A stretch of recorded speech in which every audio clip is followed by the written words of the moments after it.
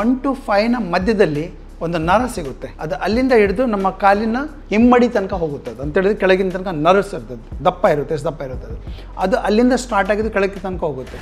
ಇದಕ್ಕೆಲ್ಲ ಪೇಷನ್ಸ್ ಬೇಕು. ಸುಮ್ಮನೆ ಹೆಂಗೆ ಮಾಡಿ ಹೋಗೋದಲ್ಲ ನೋಡಿ. ಇದು ಆರಾಮಾಗಿ ಚೆನ್ನಾಗಿ ಅರ್ಥ ಮಾಡಿಕೊಂಡು ಕಾಲನ್ನ ಫ್ರೀ ಮಾಡಿ, ಇದಕ್ಕೆಲ್ಲ ಫಸ್ಟ್ ಬಾಡಿ ಚಾರ್ಜ್ ಆಗಬೇಕು, ವಾರ್ಮ್ ಅಪ್ ಆಗಿರಬೇಕು.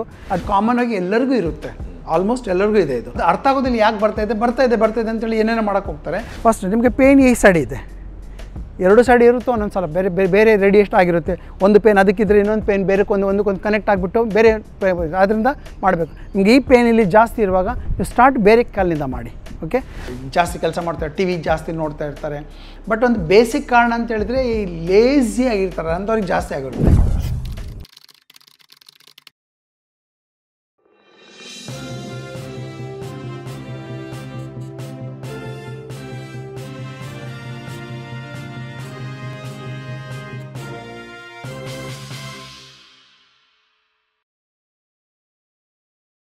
ಸೊ ಈಗ ಸೈಟಿಕಾ ಅಂತ ಒಂದು ಶಬ್ದ ಬಳಸಿದೆ. ಹೌದು, ಅದೇನದು?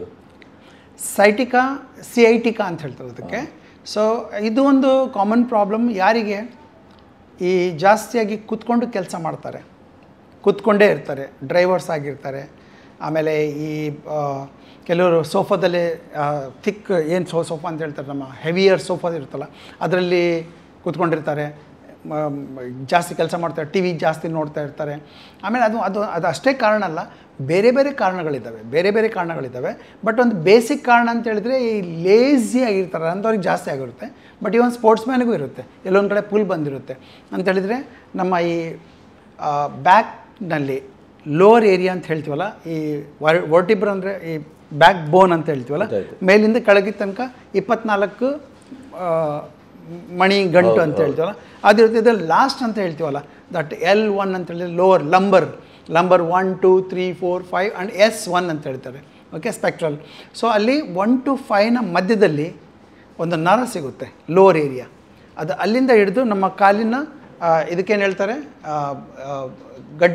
ಈ ಹಿಮ್ಮಡಿ ತನಕ ಹೋಗುತ್ತೆ. ಅದು ಅಂತ ಹೇಳಿದ್ರೆ ಕೆಳಗಿನ ತನಕ ನರ್ವ್ಸ್ ಇರ್ತದೆ, ದಪ್ಪ ಇರುತ್ತೆ, ಎಷ್ಟು ದಪ್ಪ ಇರುತ್ತೆ ಅದು ಅಲ್ಲಿಂದ ಸ್ಟಾರ್ಟ್ ಆಗಿದ್ದು ಕೆಳಗಿನ ತನಕ ಹೋಗುತ್ತೆ.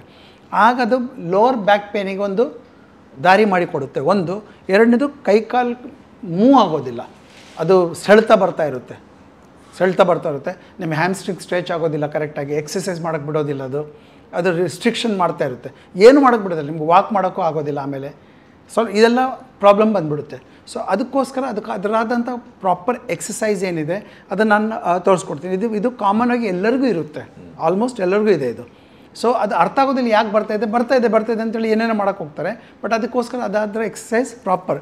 ಸಿಐಟಿಕಾ ಎಕ್ಸಸೈಸ್ ಏನಿದೆ, ಸ್ವಲ್ಪ ಚೇರ್ನಲ್ಲಿ ಕುತ್ಕೊಂಡು ಮಾಡೋಂಥ ಎಕ್ಸಸೈಸ್ ಇದೆ, ಇವನ್ ಸೋಫಾದಲ್ಲಿ ಕುತ್ಕೊಂಡು ಮಾಡೋಂಥ ಎಕ್ಸಸೈಸ್ ಇದೆ. ಅಂದರೆ ಇಲ್ಲಿಂದ ಹಿಡಿದು ಇಲ್ಲಿ ತನಕ ಬರೋವಂಥ ಅದೊಂದು ನರದ ಕಾಯಿಲೆ ಅಂತ ಹೇಳ್ಬೋದು ನೀವು. ಹಲೋ ಫ್ರೆಂಡ್ಸ್, ಸಿಐಟಿಕಾ ಬಗ್ಗೆ ಏನು ಗೊತ್ತಿದೆ ನಿಮಗೆ? ಸಿಐಟಿಕಾ ನರ್ವ್ಸ್ ಅಂತ ನಾವು ಆಲ್ರೆಡಿ ಇಂಟರ್ವ್ಯೂನಲ್ಲಿ ಮಾತಾಡಿದ್ದೀವಿ. ಬಟ್ ಇನ್ನೊಂದು ಸಲ ನಾನು ಹೇಳ್ತೀನಿ, ನಮ್ಮ ಈ ಲೋವರ್ ಏರಿಯಾ ಅಂತ ಏನಿದೆಯಲ್ಲ, L1, L2, L3, L4, L5 ಅಂತ ಹೇಳಿದರೆ ಈ ಲೋವರ್ ಏರಿಯಾ ಇದು. ಓಕೆ, ಇಷ್ಟೇ ಇರುತ್ತೆ. ಇದು ಇಲ್ಲಿಂದ ಹಿಡಿದು ಇಲ್ಲಿ ತನಕ ಮಧ್ಯದಲ್ಲಿ ಏನು ಬರುತ್ತೆ, ಆ ನರ್ವ್ಸ್ ಬರುತ್ತೆ, ಸೈಟಿಕಾ ನರ್ವ್ಸ್. ಇಲ್ಲಿಂದ ಸ್ಟಾರ್ಟ್ ಆಗಿದ್ದು ರೇಡಿಯೇಟ್ ಆಗಿಬಿಟ್ಟು ಇಲ್ಲಿ ತನಕ ಅದೊಂದು ವಿಚಿತ್ರ ಪೇನ್. ಅದು ತುಂಬ ಜನಕ್ಕೆ ಯಾಕೆ ಬಂದಿದೆ ಗೊತ್ತಿಲ್ಲ, ಮತ್ತು ಕೈಕಾಲಲ್ಲಿ ಸೆಳೆತಗಳು ಇರುತ್ತೆ, ನೋವು ಇರುತ್ತೆ, ಅದಕ್ಕೆ ಸಿಐಟಿಕಾ ಪೇನ್ ಅಂತ ಹೇಳ್ತೀವಿ. ಓಕೆ, ಇದನ್ನು ಹಾಗೆ ಬಿಟ್ಟರೆ ಮತ್ತು ತುಂಬ ಕೆಟ್ಟದಾಗಿ ಪರಿಣಾಮ ಬೀಳುತ್ತೆ. ಆದ್ದರಿಂದ ಬಟ್ ನಿಮ್ಮ ಲೆಗ್ನ ಸ್ವಲ್ಪ ಮೊಬಲೈಸ್ ಎಲ್ಲ ಮಾಡ್ತಾ ಇರಬೇಕು. ಇದರಲ್ಲಿ ನಿಂತ್ಕೊಂಡು ಕೂತ್ಕೊಂಡು ಮಲಗಿ ಎಲ್ಲ ಎಕ್ಸಸೈಸ್ ಇರುತ್ತೆ. ಅದಕ್ಕೋಸ್ಕರ ಪೂರ ಸೆಷನ್ ಆಗುತ್ತೆ. ಇದಕ್ಕೆ ನಿಮಗೆ ಸುಮಾರು 1-1.5 ಗಂಟೆ ಕ್ಲಾಸಸ್ ತೊಗೋಬೇಕಾಗುತ್ತೆ.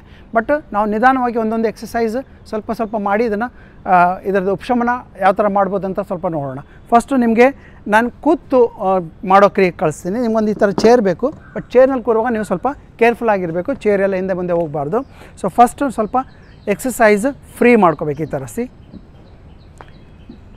ಇದಕ್ಕೆಲ್ಲ ಪೇಷನ್ಸ್ ಬೇಕು. ಸುಮ್ಮನೆ ಹೆಂಗೆ ಮಾಡಿ ಹೋಗೋದಲ್ಲ ನೋಡಿ. ಇದು ಆರಾಮಾಗಿ ಚೆನ್ನಾಗಿ ಅರ್ಥ ಮಾಡಿಕೊಂಡು ಕಾಲನ್ನ ಫ್ರೀ ಮಾಡಿ, ಇದಕ್ಕೆಲ್ಲ ಫಸ್ಟ್ ಬಾಡಿ ಚಾರ್ಜ್ ಆಗಬೇಕು, ವಾರ್ಮ್ ಅಪ್ ಆಗಿರಬೇಕು. ಅದಾದ ನಂತರನೇ ಅದಕ್ಕೋಸ್ಕರ ವಾರ್ಮ್ ಅಪ್ ಮಾಡಲಿಕ್ಕೆ ಸ್ವಲ್ಪ ನಾವು ಈ ಥರ ಲೆಗ್ ಮೂಮೆಂಟ್ಸ್ ಎಲ್ಲ ಮಾಡಿಕೊಂಡು ನಿಧಾನವಾಗಿ ಓಕೆ, ಕೈದು ಸ್ವಲ್ಪ ಮೂಮೆಂಟ್ ಇರಬೇಕು.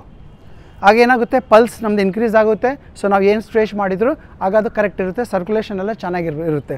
ಓಕೆ, ನಾವು ವಾರ್ಮ್ ಅಪ್ ಮಾಡದೆ ಏನೋ ಎಕ್ಸಸೈಸ್ ಮಾಡಿದಾಗ ಬೇರೆ ಅಡ್ವರ್ಸ್ ಎಫೆಕ್ಟ್ ಆಗೋ ಚಾನ್ಸಸ್ ಇರುತ್ತೆ. ನಾವು ಕೊಡೋ ಯಾವುದೇ ಸಲಹೆ, ಯಾವುದೇ ಸೂಚನೆಗಳಾಗಿರ್ಬೋದು ಅಥವಾ ಎಕ್ಸಸೈಸ್ ಆಗಿರ್ಬೋದು, ನೀವು ನಿಮ್ಮ ರಿಸ್ಕ್ನಲ್ಲಿ ಮಾಡ್ತಾ ಇರ್ತೀರ.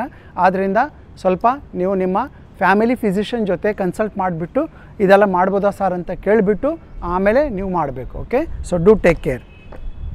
ಈ ಪೊಸಿಷನಲ್ಲಿದ್ದಾಗ ನಾವೇನು ಮಾಡ್ತೀವಿ, ನಿಮಗೆ ಈಗ ಇಲ್ಲಿ ಪೇನ್ ಇದೆ ಅಂತ ತಿಳ್ಕೊಳ್ಳೋಣ. ಆಗ ನಾವು ಕಾನ್ಸಂಟ್ರೇಟ್ ಈ ಲೆಗ್ಗಿಗೆ ಮಾಡಬೇಕು. ಈ ಲೆಗ್ನ ಮಾಡ್ಕೊಳ್ಬೇಕು. ಈ ಲೆಗ್ನ ಮಾಡಿಕೊಂಡು ಇಲ್ಲಿ ಫಸ್ಟು ಈ ಪೊಸಿಷನ್ ಬರಬೇಕು. ಇದ್ರದ್ದೊಂದು ಓಕೆ ಅಪೋಸಿಟ್, ಅಂದರೆ ಈ ಸೈಡ್ನಲ್ಲಿದ್ದರೆ ನೀವು ಈ ಕಡೆಯಿಂದ ಸ್ಟಾರ್ಟ್ ಮಾಡಬೇಕು, ಆಗ ಚೆನ್ನಾಗಿರುತ್ತೆ ನಿಮಗೆ. ಸಿ, ಇದು ಎರಡನೇದು. ಇಷ್ಟೇ, ಇನ್ನೇನಿಲ್ಲ ನೋಡಿ, ಏನು ದೊಡ್ಡ ವಿಷಯ ಅಲ್ಲ ಇದು. ಸಿ, ನಿಧಾನವಾಗಿ ಸುಮಾರು 10 ರಿಂದ 20 ಸಲ. ಸಿ, ಫಸ್ಟ್ ಕಾಲು ಉದ್ದ ಮಾಡ್ಕೋಬೇಕು ಮತ್ತು ಇಲ್ಲಿ ಬಿಡಬೇಕು. ಈ ಥರ ಕಾಲು ಉದ್ದ ಮಾಡಬೇಕು ಮತ್ತು ಇಲ್ಲಿ ಬಿಡಬೇಕು, ಕಾಲು ಉದ್ದ ಮಾಡಬೇಕು ಮತ್ತು ಇಲ್ಲಿ ಬಿಡಬೇಕು. ಓಕೆ, ಇದೊಂದು 15-20 ಸಲ ಆದ ನಂತರ ಸ್ವಲ್ಪ ರಿಲ್ಯಾಕ್ಸ್ ಮಾಡ್ಕೊಳ್ಳಿ. ರಿಲ್ಯಾಕ್ಸ್ ಆದ ನಂತರ ಫಸ್ಟ್ ನಿಮಗೆ ಪೇನ್ ಈ ಸೈಡ್ ಇದೆ, 2 ಸೈಡ್ ಇರುತ್ತೋ ಒಂದೊಂದು ಸಲ ಬೇರೆ ಬೇರೆ ರೇಡಿಯೇಟ್ ಆಗಿರುತ್ತೆ. ಒಂದು ಪೇನ್ ಅದಕ್ಕಿದ್ರೆ ಇನ್ನೊಂದು ಪೇನ್ ಬೇರೆ ಒಂದಕ್ಕೊಂದು ಕನೆಕ್ಟ್ ಆಗಿಬಿಟ್ಟು ಬೇರೆ ಅದರಿಂದ ಮಾಡಬೇಕು. ನಿಮ್ಗೆ ಈ ಪೇನ್ ಇಲ್ಲಿ ಜಾಸ್ತಿ ಇರುವಾಗ ನೀವು ಸ್ಟಾರ್ಟ್ ಬೇರೆ ಕಾಲಿನಿಂದ ಮಾಡಿ. ಓಕೆ, ಆಗ ನಿಮ್ಗೆ ಅದು ಸ್ವಲ್ಪ ಈಸಿ ಆಗುತ್ತೆ. ಫಸ್ಟ್ ಇಲ್ಲಿಗೆ ಬಂದ್ವಿ, ಈ ಪೊಸಿಷನ್ಗೆ ಆಯಿತು. ಇಲ್ಲಿ ಸ್ಟ್ರೇಟ್ ಆದ ನಂತರ ಕೈ ಬೆರಳನ್ನ ಇಲ್ಲಿ ತೊಗೋಬೇಕು, ಕಾಲಿನಿಂದ ತೊಗೊಂಡು ಇದನ್ನು ಕೆಳಮುಖ ಒತ್ತಬೇಕು. ಕೆಳಮುಖ ಒತ್ತಬೇಕು. ಈ ಥರ ಕೆಳಮುಖ ಒತ್ತಿದ ನಂತರ ಇನ್ನು ಸ್ವಲ್ಪ ಇನ್ನೂ ಒಳಗೆ ಮಾಡಿಕೊಂಡು ಸ್ವಲ್ಪ ಮುಂದೆ ಬಗ್ಗಬೇಕು. ಈ ಥರ ಎಕ್ಸೇಲ್, ಮತ್ತು ಮೇಲೆ ಬಂದುಬಿಟ್ಟು ಮತ್ತೆ ಪೋರ್ಷನ್ ಇದು ಮಾಡಿಕೊಂಡು ಕಾಲನ್ನ ಉದ್ದ ಬಿಡಬೇಕು. ಫಸ್ಟು ಕೆಳಗೆ ಬಿಡಬೇಕು, ಕೆಳಗಡೆ ಹೊತ್ತಬೇಕು, ಮತ್ತು ವಾಪಸ್ ಇಲ್ಲಿ ಬಂದುಬಿಡು ಬೇರೆ ಕಾಲು. ಈಗ ಇದು ಎಫೆಕ್ಟೆಡ್ ಕಾಲು ನಿಮ್ಮದು. ಇದನ್ನು ನೀವು ತುಂಬ ಆರಾಮಾಗಿ ಮಾಡೋದು. ಇದು ಕರೆಕ್ಟಾಗಿ ಕೂತು ಸ್ವಲ್ಪ ಮುಂದ್ಗಡೆ ಕೂತು, ನೀವು ಎಲ್ಲಿ ಕೂತ್ಕೊಂಡಿದ್ದೀರ ನೋಡಿ. ಈ ಥರ ಈಗ ನಾನು ಈ ಮುಖದಲ್ಲಿ ತೋರಿಸ್ತೀನಿ. ಇಲ್ಲಿದೆಯಲ್ಲ ಈ ಪೊಸಿಷನ್. ಈಗ ನನಗೆ ಈ ಕಾಲಿನಲ್ಲಿ ತುಂಬ ಪೇನ್ ಇದೆ. ಆಗ ನೀವೇನು ಮಾಡ್ತೀರ, ಸ್ವಲ್ಪ ನಿಧಾನವಾಗಿ ನಿಧಾನವಾಗಿ ಈ ಥರ ತೊಗೊಂಡು ಸ್ವಲ್ಪ ಹೊತ್ತು ನಿಲ್ಲಬೇಕಲ್ಲಿ. ಸ್ವಲ್ಪ ಈ ಥರ ಪ್ರೆಸ್ ಮಾಡಿಕೊಂಡು ಈ ಥರ ಪ್ರೆಸ್ ಮಾಡಿಕೊಂಡು ರಿಲ್ಯಾಕ್ಸ್ ಆಗಬೇಕು.